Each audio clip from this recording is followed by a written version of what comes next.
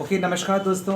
आज आपके सामने हम एक्सेल के अंदर प्रॉफिट एंड लॉस कैसे निकालते हैं इसके बारे में बताएंगे। इससे पहले हम आपको प्रॉफिट लॉस टैली के अंदर सिखा चुके हैं, लेकिन अक्सर हमारे पास कमेंट कुछ ऐसे आए कि एक्सेल के अंदर प्रॉफिट एंड लॉस कैसे निकालते हैं, वो हम आपके सामने लाने वाले हैं। अगली जो वीडियो इसके आगे स्टार्ट होगी वो आपको मालूम पड़ेगा कि एक्सेल में प्रॉफिट एंड लॉस निकाला कैसे आता है। इस पूरी वीडियो देखिएगा, इसको सब्सक्राइब करिएगा, शेयर करिएगा।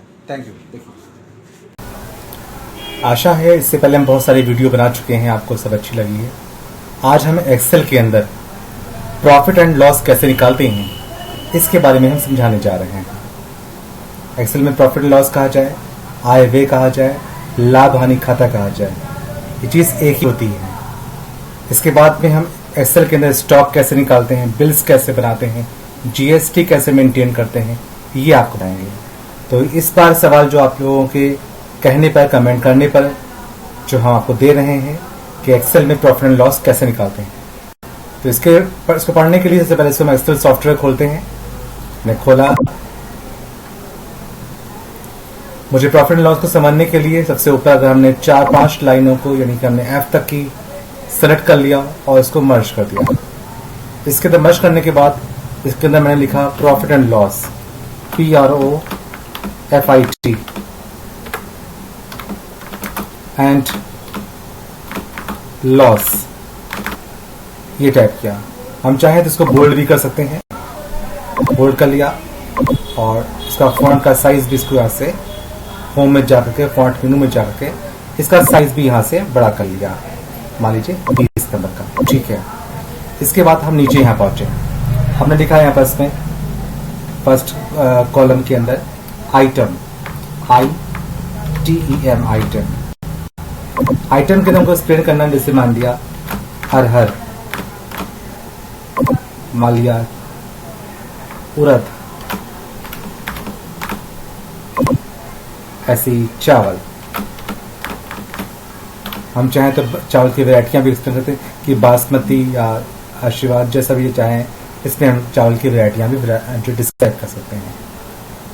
तो इसके बाद नंबर 2 ऑप्शन पे गए, क्वांटिटी। मान लीजिए मैंने 50 kg परचेज कराना है। रेट, मान लिया हमने 50 रुपए में खरीदा।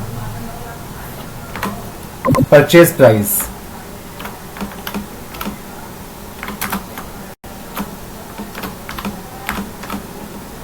इन दोनों को यानी क्वांटिटी और रेट को गुणा करने पर ये हमारा परचेज प्राइस निकल आएगा।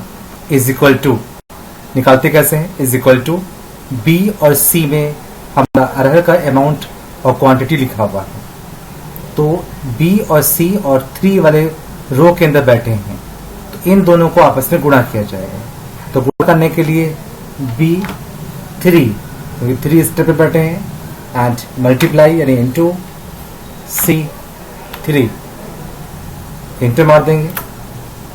तो 50 किलो खरीदते हैं 50 रुपए में, तो मेरे 2500 रुपये खर्च हो जाएंगे।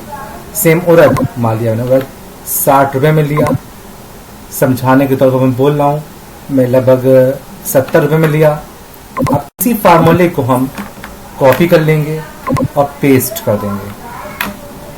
तो वह 60 किलो क्वांटिटी लेते हैं उड़द और हम 70 रुपए के रेट से लेते हैं, तो ये 4200 रुपये खर्च हो जाएंगे। सेम तरीका चावल भी मैंने मान लिया 70 किलो लिया और हमने 60 रुपए में लिया, तो जैसे इंटर मारेंगे तो इसका भी हमारा मल्टीप्लाई सामने आ जाएगा। तो इस तरीके से ये तो मेरा खरीद रेट हमारा है। सेम तरीके से आप बेचने की बात कर रहे हैं, अब क्वांटिटी फिर से हम करते हैं, इसको हम क्वांटिटी टाइप किया। मान लिया 50 जो अरहर की केजी मेरे पास में है, उसमें से 40 केजी हमने बेचा, ध्यान रखिएगा इसका। और जो सेल रेट हमारा रहेगा, मतलब सेल रेट जो हमारा रहेगा, उसको हम 50 में लिया था, इस बार मैं 70 मतलब 20 रुपए हर केजी पे प्रॉफिट कमाएंगे इसको हम। तो इंटर मार देंगे, तो 40 का टेबल 70 टाइम पढ़ना है, यानी इज इक्वल टू हमको ई और एफ को मल्टीप्लाई करना है, तो सेल रेट निकल आएगा सामने। तो मान लिया E3 मल्टीप्लाई F3। अब तो ये कुल हमारा सेल प्राइस निकल के आया है। इसको हम कर सकते हैं सेल प्राइस, PRICE प्राइस, ये सामने आ गया। यहाँ पास पे हम इसको जो फर्स्ट में परचेज कर रहे थे, क्वांटिटी परचेज की थी ये, और इसको सेल रेट भी आप कर सकते हैं या सेल प्राइस भी शो कर सकते हैं। अब हमने इस तरीके से उड़द जो 70 kg मेरे पास में है, इसको मान लिया हमने 70 उड़द यहाँ पर 60 kg है, जो कि हम 40 या 30 या जो दिखा दें कि 30 kg मैंने बेचा। पर बेचा कितने मैंने, परचेज खुद हमने 70 में किया था और बेच रहे हैं 80 या 90, चलिए 80 इसको माना मैंने, 80 में बेच रहे हैं। अब जो ऊपर का जो सेल का रेट हमारा तैयार हो चुका था अरहर का मामला, तो इसे मैंने कॉपी कर लेंगे, फार्मूले को पेस्ट कर देंगे, तो हमारा ये सेल का निकल के सामने आ गया, उड़द का भी। अब चावल मान लीजिए 70 kg है और हमने इसके अंदर 50 kg सेल कर रहे हैं, और 60 में चावल लिए थे हमने, और हमने इसको भी 80 में सेल कर दिया। तो अब मेरा चावल का रेट भी सामने आ गया है। अब ये तो हमारा सेल प्राइस सामने आ चुका है, ये मेरा परचेज प्राइस सामने आ चुका है। अब मुझे प्रॉफिट एंड लॉस को भी समझना है, जिसका ये सवाल बनाया गया था, जिसको पढ़ाने के लिए ये वीडियो लॉन्च की जा रही है। इसके लिए हम पहले इस कॉलम में profit, PROFIT profit and LOSS loss, इस कॉलम में प्रॉफिट एंड लॉस को हमें दिखाना होगा। इसके लिए क्या करेंगे, इज इक्वल टू हमें G में से यानी सेल प्राइस में से, और हमको D परचेज प्राइस लेस कर देना होगा। अब यहाँ पास पे हमको प्रॉफिट निकालने के लिए हम करेंगे, पहले हम इज इक्वल टू और G3 में से माइनस और D3, जैसे इंटर मारेंगे तो हमको 300 रुपये का प्रॉफिट हमको हो रहा है। अब इसको भी हम कॉपी कर लेंगे और पूरा बाकी हिस्से में सिलेक्ट कर लेंगे, हम पेस्ट कर देंगे। इस प्रकार से हमारा प्रॉफिट एंड लॉस निकल आएगा। यहाँ पर से लॉस में जो माइनस शो कर रहा है, इसको प्लस नहीं मानिएगा, क्योंकि कुल राशि का अमाउंट यहाँ पे शो कर रहा था।